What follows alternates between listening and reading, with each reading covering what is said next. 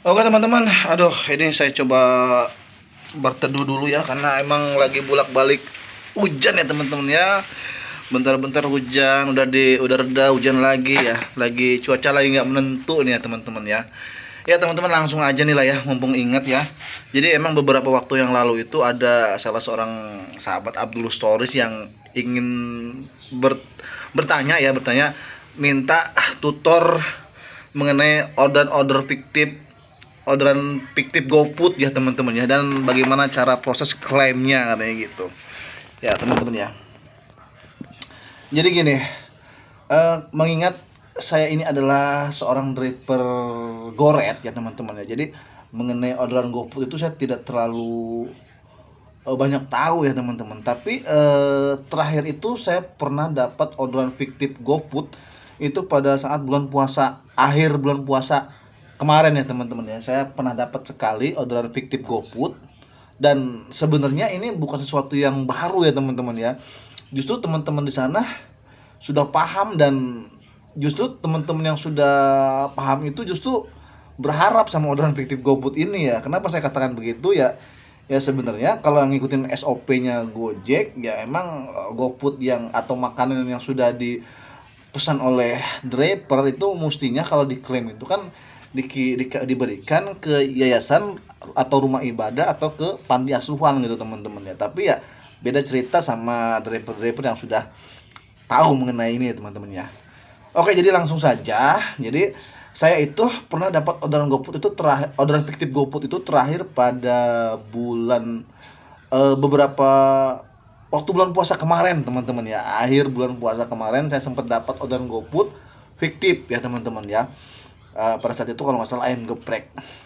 Nah, jadi yang saya ketahui teman-teman di sini, kalau yang saya tahu itu ada dua tahapan ya teman-teman ya. Ada dua cara ya, maksudnya teman-teman ya. Dua cara itu, yang pertama itu adalah kita bisa melalui proses pengiriman file file data kita, atau yang kedua itu lewat by phone, langsung by phone call center ya teman-teman ya.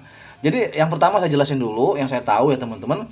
eh, Kalau melalui proses pengiriman file itu sama halnya dengan proses klaim, nggak jauh beda sama proses klaim order fiktif GoMart ya teman-teman ya. Yang pertama gitu, kita harus screenshot chattingan kita sama si customer bahwa chattingan kita tuh tidak dibaca-baca atau diabaikan. Nah, itu kita screenshot, terus foto struk pembelian ya, struk pembelian di resto, struknya, terus foto makanannya itu dipoto ya, file-filenya itu jangan jangan sampai kurang ya teman-temannya. Kalau di situ ada 3 item ya, tiga item itu dipoto. Kalau salah satu itemnya tidak ada, itu bisa ditolak ya teman-temannya proses claim ordernya itu. Terus foto apa lagi tuh, penyerahan foto kita sebagai driver sama foto kita bareng bareng seseorang yang menerima orderan food ini teman-teman, atau barang makanan atau orderan food ini dipoto. Terus dipotonya itu di salah satu tempat yayasannya atau tempat rumah ibadahnya. Minimal di belakangnya itu backgroundnya itu ada tulisan tulisan kalau misalkan nama yayasannya, nama pondok ponpesnya, atau nama rumah ibadahnya gitu teman-teman. Itu dipoto semua, dan data-data itu dikumpulin kemudian dikirim satu persatu. Kemudian kalau nggak salah itu ada suruh nulis sedikit kronologis lah gitu, berapa kata gitu ya. Sedikit kronologisnya bagaimana, lantas kemudian kirim deh. Nah itu cara proses claim order GoFood fiktif lewat pengiriman file ya, atau pengiriman file data data data ini tuh, data orderannya gitu teman-teman ya. Itu yang saya ingat, yang dan saya ketahui ya teman-teman ya. Dan kemudian orderannya nggak langsung tercancel, justru di situ kita menunggu konfirmasi dari pusatnya, dari call centernya, dibalas, nanti kita dapat nomor tiket gitu tuh.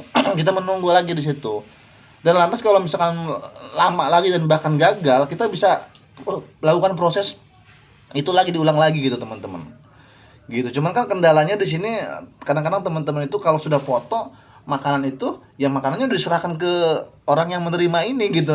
Ketika klaimnya tidak diterima, gimana mau foto ulang karena makanannya udah diberikan gitu. Cuman ya kalau untuk para driver yang sudah paham sih, makanan itu sebenarnya bisa dimakan sendiri gitu teman-teman ya.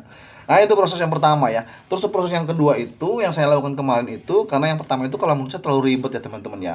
Kalau yang kedua itu saya lewat by phone call center ya teman-teman ya. Langsung saya telepon langsung di situ ada menu bantuannya, di situ klik langsung ada telepon call center di situ teman-teman ya. Dan sebelum menelpon pastikan kita punya kuota untuk nelpon, jangan pulsa ya teman-teman. Kalau pulsa pasti pulsanya habis teman-teman, habis. Kita daftarin dulu kalau misalkan Telkomsel, SL kartu kita beli paket nelpon dulu. Paket nelpon ya paling berapa, 1.000 2.000 ya kan, buat nelpon sekali doang gitu kan ke semua operator. Nah kita daftar itu dulu baru kita telepon call center. Nah setelah telepon call center ya kita ceritakan kronologisnya, kita langsung saja ceritakan di situ.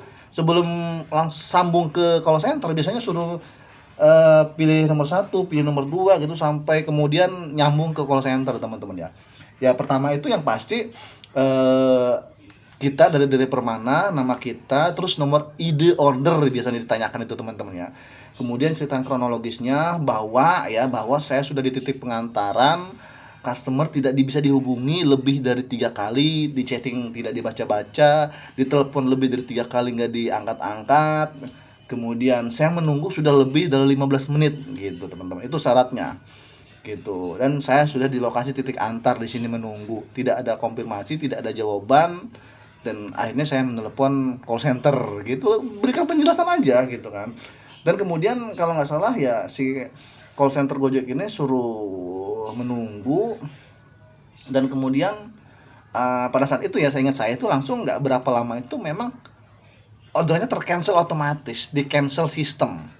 Jadi tulisannya tuh orderan di cancel sistem. Nah secara otomatis saldo kita balik ya, saldo kita balik dan kita dapat makanan gitu kan. Nah makanannya ini kalau sesuai dengan arahan call center tersebut yang sudah menelepon kita, diberikan kepada yayasan, panti asuhan, rumah ibadah, dan lain sebagainya yang membutuhkan gitu teman-teman ya. Ya kalau membutuhkan, saya juga membutuhkan gitu teman-teman ya. Ya itu teman-teman ya, seputar cara menangani orderan GoFood fiktif sekaligus proses klaim ordernya agar saldo kita balik. Itu yang saya tahu ya teman-teman ya. Jadi ya mungkin yang bertanya kemarin itu driver baru ya teman-teman. Jadi video ini khusus buat driver baru yang belum tahu ya. Setahu saya driver lama ini udah paham semua, dan itu seneng kalau driver lama itu dapat order fiktif seperti ini, apalagi pizza yang berapa meter itu teman-teman ya. Nah itu jadi mengingat bahwa akhir-akhir ini kan banyak driver baru, banyak akun fresh yang baru, ya nggak apa-apa gitu kan. Saya berikan penjelasan di sini sebisa saya, yang saya tahu saja gitu teman-teman. Oke teman-teman, akhir kata assalamualaikum warahmatullahi wabarakatuh. Tetap semangat dan salam satu asbar.